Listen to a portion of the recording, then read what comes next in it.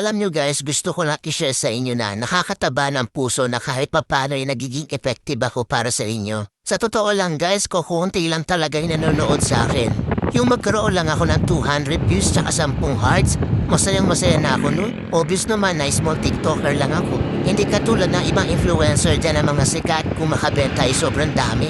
Pero ako guys, kahit ganyan lang yan no, ang saya-saya, promise. Kahit ganyan lang guys, feeling ko hindi ako napanghihinaan ng loob.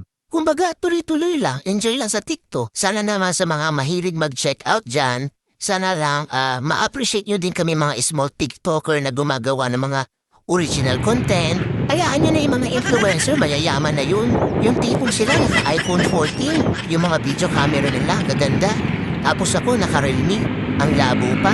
Support nyo naman ako guys as a small TikToker dito na gumagawa ng original content. Sana ma-appreciate niyo po ang mga video ko. Salamat!